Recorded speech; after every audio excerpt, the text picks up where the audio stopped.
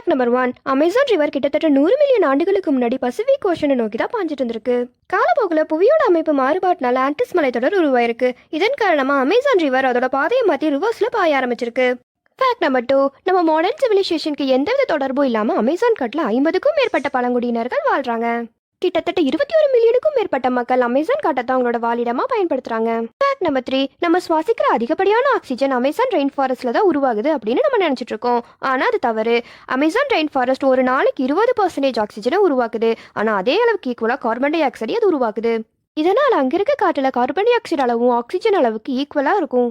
நம்ம சுவாசிக்கிற அதிகப்படியான ஆக்சிஜனுக்கு காரணம் கடல்ல இருக்க பாக்டீரியாஸ் தான். கடல்ல வாழ்ற பாக்டீரியாஸ் கழிவு பொருளை ஆக்சிஜனை வெளியேற்றுது.